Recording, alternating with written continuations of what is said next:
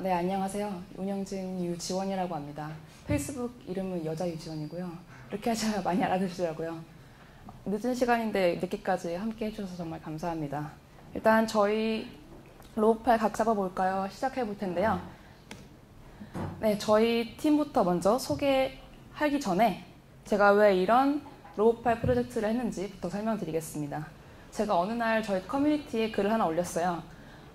강화학습이 점점 관심을 받기 시작하면서 강화학습 자체를 연구하시고 싶으신 분과 강화학습을 이용해서 어떤 도메인에 적용시키시고 싶은 분이 있었어요. 근데 제가 본 뒤 하드웨어와 인베디드 쪽에서 원래 일을 하고 있었기 때문에 저는 하드웨어에 관련된 로봇팔이나 아니면 뭐 자율주행 알고리즘 등을 제안했었고, 그 중에 제일 많은 표를 받은 게 로봇팔 혹은 로보틱스여서 제가 이 프로젝트를 진행하게 되었습니다. 그래서 모인 저희 팀원은 3명입니다. 저는 맨 왼쪽에 잘 나온 사진을 해놨고요. 저희 좀 이따가 원래 발표자가 저 혼자라고 썼지만 사실은 2명이었어요. 저희 전 고3 지금은 입학 예정이신 유진님이 계시고요. 세 번째는 시드니에서 저희와 함께 하신 분이 계세요. 멀리 시드니에서 시차를 극복하시고 저희와 함께 개발하셨던 재윤님까지 계셨습니다. 재윤님은 최근에 박사 입학하셔서 이제 아래를 좀 더 연구하시게 되었습니다. 네, 저희가 처음에 시작을 할 때 로봇팔로 이런 걸 하자라고 결정해놓고 시작한 게 아니에요. 어떻게든 로봇팔을 이용해서 강화학습을 적용시켜보자 라는 컨셉을 가지고 시작했지, 저는 이거 하고 싶으니까 이거 하실 사람 모으세요 라고 한 게 아니어서 저희가 진행 방향은 1개월 차에서는 목표랑 논문을 설정했었고요. 네, 이거 약간 TMI인데 저는 퇴사를 하게 되고 의진님은 수능을 보게 되었습니다. 두 번째 달에는 논문 코드 리뷰를 하고 환경 설정을 했습니다. 여기서 환경이라는 거는 저희가 시뮬레이터를 사용하기 때문에 어떤 시뮬레이터를 할지, 그리고 각자 환경을 모두 다 똑같이 세팅을 해야 되기 때문에 그 작업이 조금 필요했었습니다. 네, 개발 시작하게 됐고요. 세 번째 달부터 지금까지 개발을 해왔고 재윤님이 이제 박사 과정을 밟게 되셨습니다. 저희의 초기 목표 아주 원대하죠. 네, 스탑 모션, 저 사진 찍는 이름을 까먹었는데 저 기기를 저희가 쓸 수 있었어요. 처음에는 저 기기를 쓰려고 아둥바둥 노력했었는데 이 기기를 쓰게 된다면 저희 모든 관절에 대한 시뮬레이터를 저희가 직접 제작해야 했어요. 근데 저희는 개발 기간이 3개월이니까 저희가 먼저 시뮬레이터를 개발하고 알고리즘을 하고 학습하는 데 시간이 너무 오래 걸릴 것 같아서 저희 꿈을 과감히 접고 로봇팔을 학습시키는데 효과적인 방법을 찾고 베이스라인 헐을 이용해서 코드를 연장해보자가 저희 컨셉이었습니다. 이것은 재윤님이 헐을 한번 이용해서 로봇팔을 이용해보자 라고 말씀하셔서 이렇게 정하게 되었습니다. 네, 저희가 목표를 정하고 어떤 알고리즘을 어떤 시뮬레이터에 적용할까에 대한 고민을 했었는데요. 저희가 시뮬레이터를 생각한 게 크게 2가지였습니다. 왼쪽이죠. 왼쪽에 보시는 게 무주코를 활용한 베이스라인 허였고요. 오른쪽에는 쿠카라고 실제 로봇팔이 갖고 있는 회사가 있어요. 거기서 만든 파이블렛 기반의 툴박스였는데 이거 오른쪽은 무료고 왼쪽은 굉장히 비쌉니다.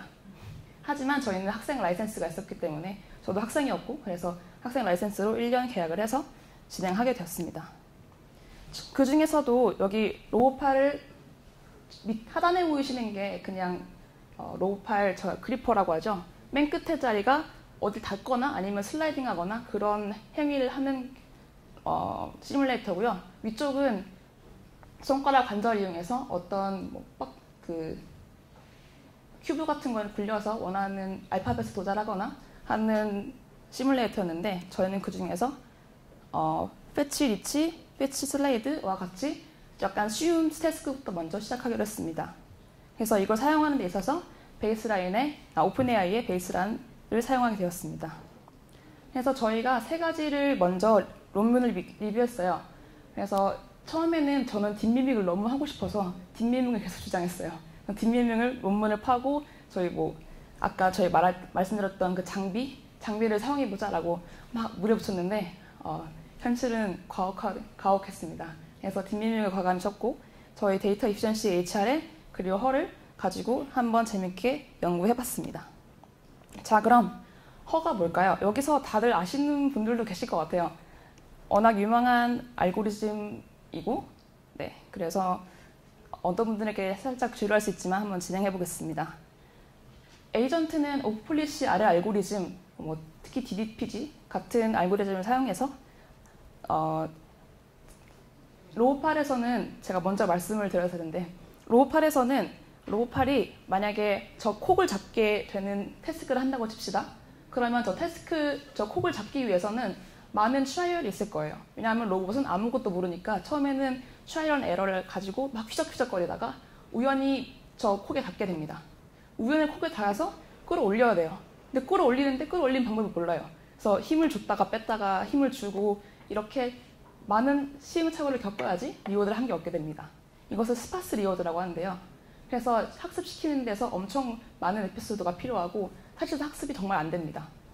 그래서 오픈AI에서는 이것을 해결하고자 허라는 살짝 트릭을 써서 이 스파스 리워드에서의 보상을 해주게 됩니다. 네, 로봇8에게 빨간 컵을 잡으라고 시킵니다. 그러면 당연히 될 리가 없죠. 그러면 리워드를 -1을 얻게 됩니다. 또 트라이얼 했지만 다른 것이 빗나갔어요. 또 에러를 받게 됩니다. 이렇게 에피소드를 진행하면서 한 번도 리워드를 못 얻게 되는 상황이 있어요. 그러면 리워드를 -1 이게 배치가 쌓이고 에폭에 쌓이면 학습이 아무것도 안 되는 거예요.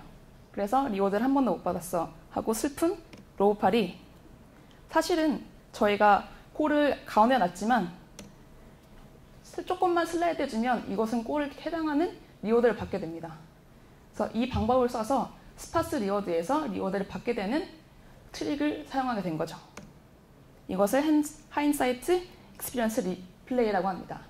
하인사이트가 그 후 처리 이런 의미를 내포하고 있어요. 그래서 아까 말씀드린 것 같이 리워드가 -1에다가 저희가 맨 마지막에 하나 바꿔줬잖아요. 그러면 이것은 리워드가 0이 되는 거예요. 그러니까 리워드를 받은 거죠. 그러면 이 친구는 그래도 내가 여기 닫게 되는 게 뭔가 하고 있구나 라는 느끼게 되는 거예요. 아무것도 리워드를 받지 않으면 얘가 학습이 하는지 내가 잘하고 있는지 전혀 모릅니다. 하지만 리워드를 조금 바꿔주면 이 친구가 이쪽으로 가는 게 맞구나 라는 인사이트를 얻을 수 있는 거죠. 그래서 오픈AI에서는 이런 기법을 사용해서 아주 좋은 성과를 냈습니다.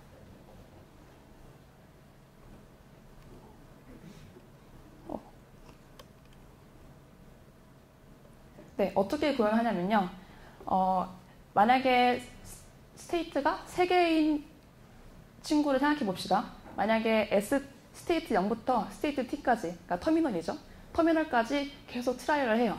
근데 사실상 골은 0, 1, 1이었습니다. 그러면 스테이트 T까지 0, 1, 0, 0이잖아요. 그러면 리워드를 한 번도 못 받게 된 상황이에요. 왜냐하면 리워드를 받게 되면 스테이트가 종료되니까요. 에피소드가 종료되지만 지금 여기 ST까지 한 번도 리워드 받지 못했기 때문에 110부터 100까지 많은 시행착오를 겪었어요.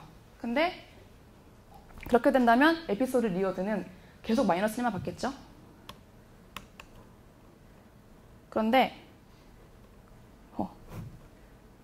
이 친구를 100에서 110이었던 콜을 ST로 바꿔줍니다. 그러니까 에피소드를 저장하고 버퍼에 저장할 때 이 친구를 맨 마지막 스테이트를 골로 지정해 주는 거예요. 그러면 그 골은 달성된 거겠죠. 왜냐하면 마지막 스테이트가 골과 같으니까요. 그래서 이런 식으로 에피소드 리워드를 맨 마지막 거를 바꿔주게 되면 1, 이라다가 마지막엔 0이 되겠죠. 그러면 저는 리워드를 받게 된 거고 이쪽으로 가면 뭔가 하긴 하는구나 라는 걸 인사이트를 얻을 수 있습니다.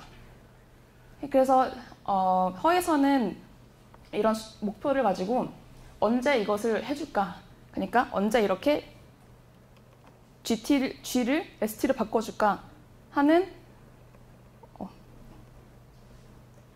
행동을 시간에 따라서 언제 해줄까 정하는 게 랜덤과 퓨처와 파이널이 있습니다. 랜덤은 말 그대로 랜덤하게 어떤 버퍼에 쌓인 거를 랜덤하게 이 친구들만 핸드사이트를 해준다 이고요. 퓨처는 제일 많이 쓰이는 액션인데 퓨처는 그 후에 있는 퓨처만 바꿔주게 되는 겁니다. 그래서 저희가 했던 구현을 설명드리겠습니다. 이미 오픈AI에서는 헐을 배포했기 때문에 저희는 헐을 사용해서 무주코 로우파를 어떻게든 디벨롭 시켜보자가 저희 컨셉이었고요. 그래서 에이전트를 원래 DDPG였는데 DDPG 익스텐션인 TD3를 적용해보고 싶었습니다. TD3가 무엇이냐? DDPG는 다 안다고 가정하고 말씀드리겠습니다. TD3에서는 클립 더블 Q 러닝이라고 일컬어지는 하나의 트릭이 있습니다. 이 트릭은 한 개가 아닌 두 개의 Q 함수를 배워요. 그래서 타겟 네트워크가 두 개로 변해서 그 두 개 중에 Q 값이 적은 걸를 뽑아서 학습하게 됩니다. 그래서 학습하게 되는데 두 번째, 딜레이드 폴리시 업데이트. 그래서 폴리시가 Q 함수보다 덜 자주 업데이트 되는 거예요. 논문에서는 두 번 Q 함수가 업데이트 될 때마다 폴리시를 업데이트하게 해줍니다. 세 번째는 타겟 폴리시 스무딩인데요. 타겟 액션에 노이즈를 추가해서 액션 변경 사항에 따라서 Q를 부드럽게 만들어서 Q 함수 에러 탐험하는 정책을 만드는 것을 피하게 되는 겁니다. 이걸 도식화한 그림이 이건데요. 첫 번째는 저희가 타겟 네트워크가 원래 한 개인데 타겟 네트워크를 두 개 만들어서 그 두 개 중에 Q 값을 더 작은 거를 빼놔서 학습하게 해줬습니다. 그리고 두 번째는 타겟 네트워크가 두 번 업데이트 될 때마다 폴리시를 한 번 업데이트 해줬습니다.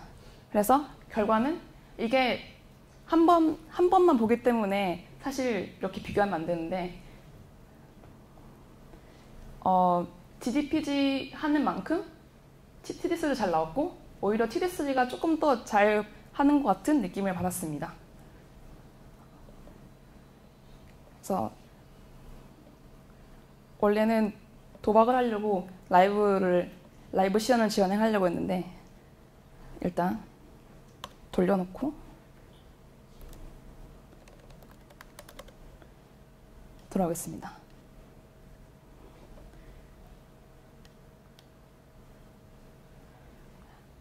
그리고 저희가 제일 쉬운 환경에서 업데이트만 했었어요. 그래서 제일 쉬운 게 빨간 공에다가 그리퍼를 대는 거, 두 번째 어려운 게 빨간 공을 슬라이딩해서 알까기라는 거죠. 어떤 표지판에 갖다 대는 거. 세 번째는 밀어서 어떤 물체를 밀어서 빨간 지점까지 데려다는 거. 네 번째는 어떤 물체를 집어서 빨간 지점까지 가는 거. 그러니까 네 가지가 있었는데 하나 단계 위로 갈 뿐이었는데 석세스 레이트가 0인 게 보이시죠? 그래서 논문에서는 DDPG 헐을 쓰면 저 푸싱, 슬라이딩, 픽 앤 플레이스가 다 됐는데 왜 안 될까 했더니 보세요. 아무것도 혼자 춤추고 있잖아요. 이게 한 5만 번인가? 학습한 에피소드 5만 번 후에도 이렇게 아무것도 하지 않고 아무것도 못 보고 있어요. 그래서 왜 그러냐 봤더니 이 오픈AI에서는 CPU를 19개 썼다고 합니다. 저는 근데 4개 있는 i5 하나. 그래서 더 어떻게 하면 적은 자원으로 이 친구를 업데이트 시킬까 해서 나온 게 허엣 플러스 TD3에 HR을 적용시키고 싶었어요. 그래서 재현님과 여진님께서 데이터 이피시엔시 HR를 도연하셨고 저는 HAC라는 다른 특별한 알고리즘인데 새로 나온 논문을 가지고 구현해보려고 했습니다. 근데 구현하려고 하니까 정말 이 노래가 많이 생각나더라고요. 왜냐면 저는 텐서플로우를 잘하지 못했는데 베스트라인은 텐서플로우였고 그래서 텐서플로우니까 텐서플로우에 개발을 하자 해서 엄청 시간을 많이 쏟았는데 사실상 꼴을 선정하는 데 있어서 엄청 힘들었던 순간이었습니다. 제가 구현한 코드에 대해서 스트럭처만 잠깐 설명드리겠습니다. 레이어 제로가 인바이러먼트랑 실제로 환경하게 되는, 상호작용하게 되는 레이어고요. 그리고 바뀌었네요. 레이어 1과 레이어 2가 있는데 저 맨 위에 있는 게 최상단 레이어고요. 맨 아래에 있는 게 실제 그냥 개미 같은 친구예요. 그래서 맨 위에 레이어 1에서 나는 이런 골을 가지고 싶어 라고 지정을 하면 그 친구가 골을 지정하게 되고요. 레이어 제로는 레이어 내려갈수록 그 위에 있는 상단에 있는 트레젝토리를 보고 따라가게 되는 겁니다. 잘 이해가 안 가실 텐데 이거 맨 위에 골은 레이어 최상단에 있는 거. 그래서 이거는 제가 원하는 액션 아니면 원하는 타겟을 설정하게 되고요. 두 번째랑 세 번째는 거는 아무 스테이트나 될 수 있는데 저는 골 어레이를 액션으로 뒀습니다. 그러니까 상단에 있는 액션을 가지고 골을 잡게 되는 겁니다. 그래서 만약에 골을 했으면 어느 레이어까지 올라왔는지 판별을 하게 되고, 만약에 최상단까지 골이 어치브 됐다고 하면 이 골은 완전히 성사된 거예요. 근데 첫 번째나 두 번째 있는 애들이 골 어치브를 했다면 골은 성공하지 않았지만 어느 정도 학습이 된 거예요. 그래서 그거 가지고 그 학습된 골 어치브된 친구를 버리고 골 어치브되지 않은 친구를 가지고 HR에 헐을 돌리게 됩니다. 그러니까 골을 스테이트로 바꿔주는 거죠. 그래서 아까 말씀드렸던 허와 HRL을 이런 식으로 접목시켰습니다. 수식으로 보면 이렇고요. 그냥 이렇게 보시면 될 것 같아요. 거의 똑같은 네트워크인데 어떻게 인풋을 받느냐만 차이가 있기 때문에 그렇게 크게 차이는 없을 것 같습니다. 아까 말씀드렸다시피 만약에 골을 페일드했으면 이 페일드한 친구들을 가지고 원래 있던 스테이트를 골로 바꿔줘서 골을 했다는 것으로 가정하게 되는 거예요. 그러면 이 친구는 학습을 하려고 노력을 하겠죠. 왜냐하면 이 근방에 골이 있구나를 판단하게 되니까요. 네. 그리고 제가 참고했던 논문은 지금 계층형 강화학습 with 핸드사이트는 2019년에 이제 언더 리뷰 중이고 아주 핫하다?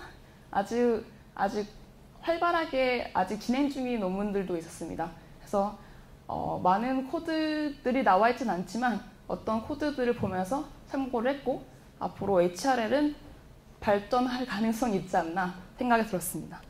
네. 그래서 정리를 하자고 보면 실제적으로 저는 마지막 HRL을 완벽하게 구현하지 못했습니다. 왜냐하면 골을 내려주는 거에 있어서 골이 잘 내려가지 않았어요. 그래서 그 레이어별로 골을 다시 재정해 주는 거에 대해 페널티를 주고 하는 학습 과정이 조금 더뎠습니다.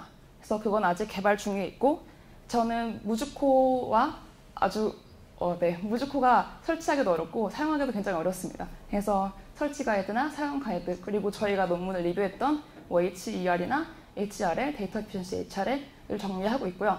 정리되는 대로 레포에 올려서 여러분들께 보여드릴 예정입니다. 네, 이제 저는 세션이 끝났고요. 데이터 에피션시 HRL을 설명해 주실 의진님께서 나오실 겁니다.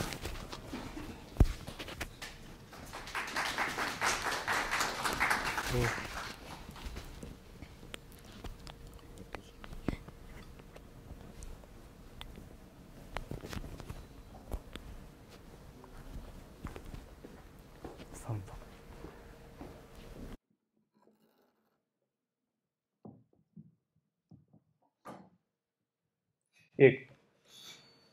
그러면 이제 남은 파트는 총 3개인데요. 하나는 이제 논문 소개를 할 거예요.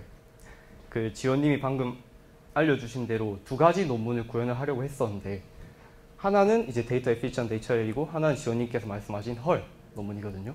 그래서 이 논문에 대해서 설명을 드리고 그 다음 2번째는 이제 프로젝트 진행 과정과 그 다음 추후 계획 그리고 마지막으로는 저희가 이 로봇팔 프로젝트를 하면서 느꼈던 점, 배웠던 점 그리고 이 로봇팔 프로젝트를 시작하려는 분들한테 하고 싶은 말 같은 거를 정리하는 걸로 총 3가지를 나눌 겁니다. 그래서 첫 번째 논문은 이제 데이터 에피션트 HRL이고요. 이게 강화학습 중에서도 계층형 강화학습 중에 한 부류인데 계층형 강화학습을 사실 그렇게 많이 시도되는 강화학습은 아니잖아요. 주로 모델 프리가 사용되지. 그래서 지원님이 처음에 팀장님께서 조금 언급을 하셨지만 계층형 강화학습이 어떤 구조를 이루고 작동을 하는지 일반 모델 프리와 어떻게 다른지 첫 번째 얘기를 하고요. 그 다음 이 하이로라는 데이터 에피션트 HRL 논문은 이제 그런 이전의 계층형 강화학습에서 어떤 것을 보완시켜서 스테이트 오브 디 얼트를 찍었는지 알려드리고 이제 그 다음 구현 과정으로 넘어가도록 하겠습니다. 먼저 계층형 강화학습이란 말 그대로 태스크를 계층으로 나눠서 해결할 수 있도록 하는 겁니다. 근데 사실 저희는 여태까지 이제 그냥 일반 모델 프리 강화학습으로도 충분히 잘 되는 걸 봤잖아요. 그래서 왜 굳이 계층형 강화학습을 연구를 해야 되나? 그러면 이걸 위해서 강화학습이 어떻게 이제 학습이 되는지를 먼저 볼게요. 강화학습은 시행착오를 통해 겪은 경험을 통해 정책을 최적화해 나가죠. 맞는 말이죠. 계속 이렇게 하고 그 다음 리워드가 조금 더 높아지기라고 하면 이제 거기에 맞는 정책을 이제 찾아가면서 리워드를 높이는 방식인데, 여기서 시행착오 보이죠? 시행착오가 강화학습에서는 액션에 노이즈를 준 임의의 행동이거든요. 그러면 이게 무슨 말이냐? 결국은 휘적된다는 거고, 뭐 예를 들어서 아타리를 해도 이제 아타리 밑에 발을 계속 임의로 이제 움직이다가 결국 하나 리워드가 걸리면 그때서야 이제 그런 최적화 정책을 찾는 거죠.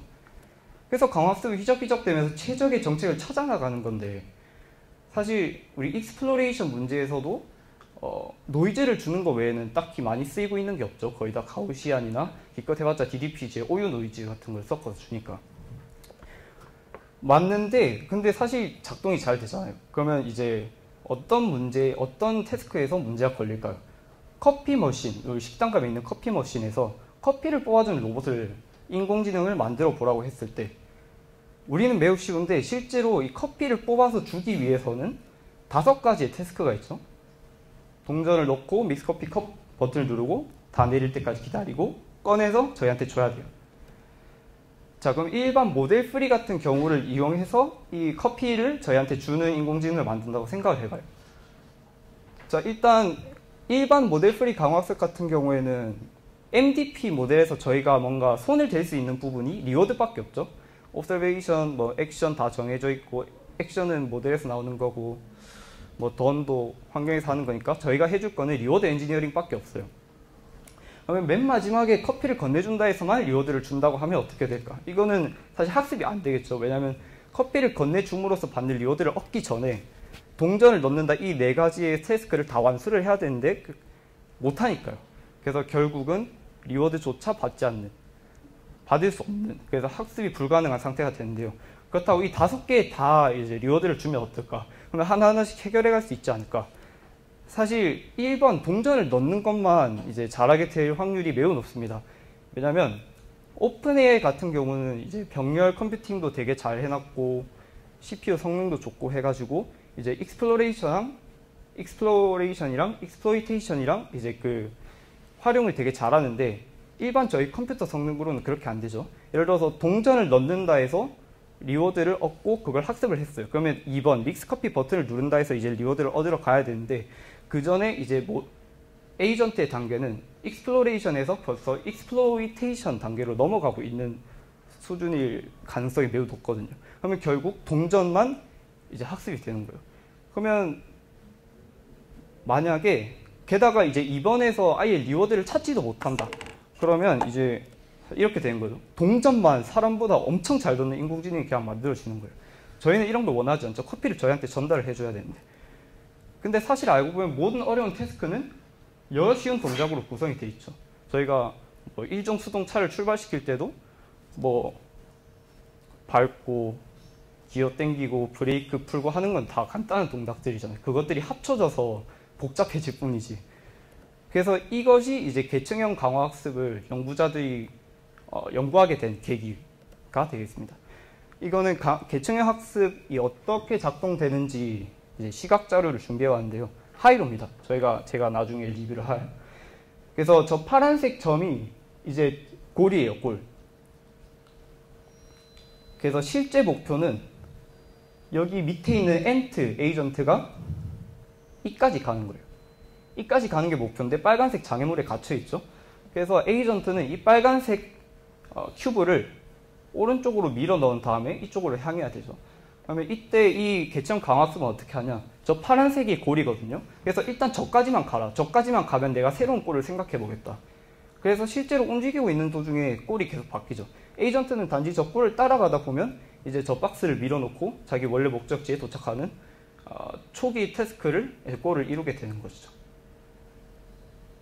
실제로 이런 걸 계층형 강화학습으로 풀지 않으면 거의 성공 확률이 제로로 나오게 됩니다.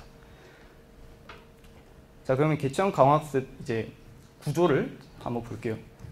하이로랑 일반 개체형 강화학습이랑 비교를 해야 되니까 모델 프리 같은 경우는 저 에이전트, 머리가 에이전트일 때 옵서베이션을 본 다음에 바로 액션을 내뿜죠. 모터 10도, 5도 움직여라. 개체형은 에이전트가 두 개예요. 그러면 어떻게 작동을 하냐? 이제 하이 레벨이 옵서베이션을 봐요. 하이 레벨이 로우 레벨에게 어떤 일을 해주냐?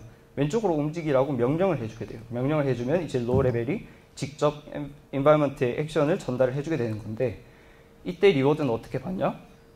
로우 레벨은 이제 하이 레벨이 준 목표를 잘 달성했느냐, 그 다음 하이 레벨은 인바이먼트에서 주는 이제 리워드로 바로 받게 되는데, 이제 여기서 조금 힘들어 보이는 점은 로우 레벨이 받는 리워드죠. 어떻게 로우 레벨이 액션을 했을 때 왼쪽으로 잘 움직였는지를 판단하고 리워드를 줄 수 있을까? 이것 때문에 여태까지 개체형 강화학습은 매우 범용성에서 제한적이었어요. 나중에 하이로가 이걸 풀었는데 어떻게 풀었는지 보겠습니다. 하이로는 뭔가요? 논문 이렇게 생겼고요. 이제 해결한 문제가 두 가지가 있어요. 첫 번째는 이제 하이 레벨의 출력이 디스크리트하면 추상화되어 있다. 무슨 말일까요? 일단 하이 레벨이 옵서베이션을 봐요. 그러면 여태까지 개체형 학습은 줄 수 있는 꼴이 한정돼 있었어요. 뭐 1번부터 5번까지 소프트맥스로 해가지고 팔 올리기를 꼴로 줘라, 뭐 왼쪽으로 돌기를 꼴로 줘라, 이렇게 돼 있겠죠. 그러면 로우 레벨이 어쨌든 그거를 했다고 쳐요. 그러면 리워드도 제가 앞에서 말했다시피 그 환경에 맞게 저희가 엔지니어링을 해줘야 돼요. 이제 이렇게 됐을 때 범용성에서 매우 취약하죠. 리워드도 모든 환경에 대해서 리워드 엔지니어링을 해줘야 되고, 또 하이 레벨이 줘야 될 꼴도 계속 바뀌어요. 예를 들어서 이게 로봇팔이 아니라 진짜 운전면허였다면 뭐 기어를 당겨라, 이것들 다 다시 새로 인베딩을 해서 꼴에 넣어줘야 되잖아요. 그리고 로우 레벨이 그걸 일을 해야 되고, 바뀔 때마다 재정의를 해줘야 한다.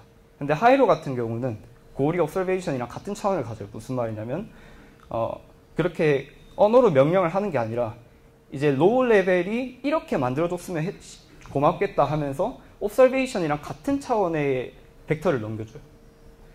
그러면 이제 로우 레벨은 이 모습과 최대한 비슷하게 만들기 위해서 모터를 움직일 거고, 그러면 리워드는 어떻게 받느냐?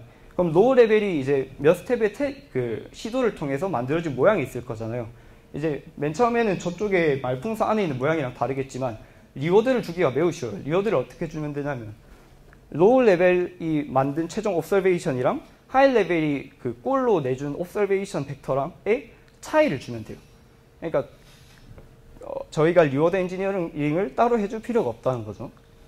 매우 좋고, 그 다음 하이 레벨이 이 꼴을 내기도 어쨌든 이 옵서베이션의 그 범위 안에서 내는 거니까, 뭐 그건 인바이먼트에서 주는 이제 값들이니까 이 모든 것들이 환경이 바뀔 때마다 부가적인 이제 시간과 자원이 들어갈 필요가 하나도 없어진 거죠. 두 번째는 이제 원래 개체형 강화학습은 오프 폴리시 학습이 불가했어요. 그래서 다 온 폴리시로 진행이 됐거든요. 이유는 휴프롭이라는 논문에서 이제 제기한 문제점인데, 오프 폴리시가 다수의 폴리시가 맞물리는 상황에서 불안정해지는데, 이제 개체형 강화학습 같은 경우에도 하이 레벨 폴리시와 로우 레벨 폴리시가 맞물려 있잖아요. 여기서 생기는 차이들이 오프 폴리시로 이제 학습을 못하게 한다. 문제점이었고요. 그래서 결국은 하이 폴리시와 로우 폴리시에 온 폴리시를 적용하게 되니까 굉장히 늦게 학습이 되는, 그 간단한 문제에서는 모델 프리로 하는 게 이제 그 개체형 강화학습을 이용하는 것보다 훨씬 빨리 되는 거예요. 왜냐하면 오프 폴리시가 되지가 않으니까. 그러면 하이로는 어떻게 해결했을까? 이제 이거는 조금 계산적인 문제인데, 하이 폴리시가 로우 폴리시에게 준 꼴을 과거 로우 폴리시에게 줘도 같은 결과를 도출할까? 아니거든요. 왜냐하면 하이 폴리시가 이제 옛날의 데이터를 이용해서 공부를 해야 돼요. 근데 그 옛날의 데이터는 옛날에 로우 폴리시가 내놓은 결과가 포함되어 있죠. 그러면 결국은 이 하이 폴리시는 그 옛날에 로우 폴리시가 내준 결과로 학습을 해야 돼요. 그러면 절대 성능이 향상이 될 수가 없죠. 그래서 해결 방안은 이제 처음 받은 그 꼴에 노이즈를 추가해요. 그렇게 해서 10개를 만든 다음에 그 10개를 다 다시 백트래킹해서 이제 예전에 그냥 메모리에 저장되어 있는 꼴보다 더 좋은 결과를 줄 수 있는 꼴을 찾아서 그거를 이용해서 다시 데이터를 재생성하고 학습에 넣어주게 돼요. 그래서 이렇게 오프 폴리시를 적용할 수 있게 돼서 데이터 에피션시를 매우 높인 게 하이로거든요. 그래서 두 가지. 하이로 전에 계층형 강화학습은 범용성도 꽝이었다. 데이터 에피션시도 최악이었다. 이 두 가지를 되게 혁신적으로 해결한 방법이 하이로입니다. 그래서 저희는 이 하이로를 로봇파에 적용시켜보자. 왜냐하면 이 하이로 같은 경우는 이런 미로, 메이즈 문제만 있었지 로봇파에 적용시킨 적은 없었거든요. 근데 사실 이렇게 생각해보면 아니 그냥 환경만 이렇게 바꿔서 해주면 안 되나 싶었거든요. 그래서 저도 이게 되게 오래 안 걸릴 줄 알았는데 결국 이것 때문에 골머리를 다 앓았습니다. 일단 하이로를 구현해보자. 여기서부터는 이제 구현 과정 설명드릴 건데요.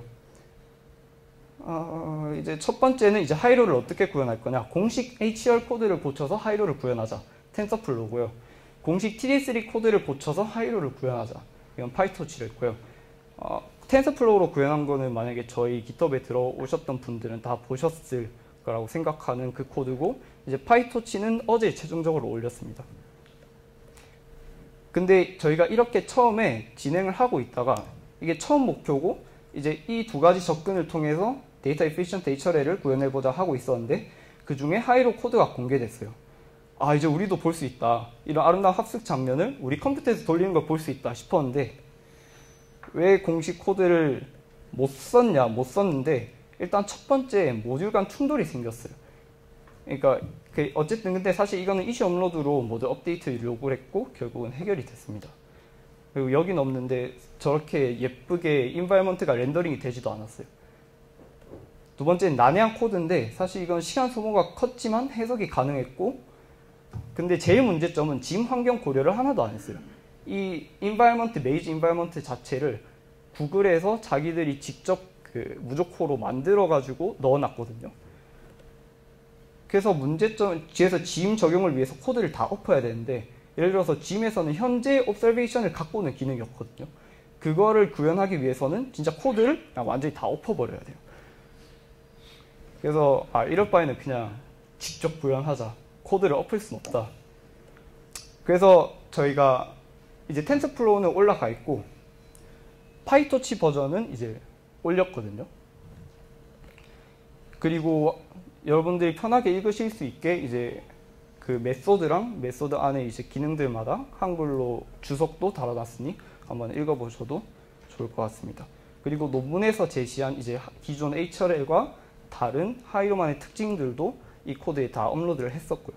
그래서 지금 하이 레벨은 이제 그 TD3의 Q도 잘 나오고 뭐 액션도 범위 내에서 나오고 하는데 로우 레벨이 아직 액션 값이 되게 튀고 낮게 나와가지고 지금 골머리를 앓고 있고, 이건 이 문제는 지금도 아직 계속 고치고 있습니다. 그리고 이제 성능까지 되게 논문과 비슷하게 나오는 걸 목표로 하고 있고요.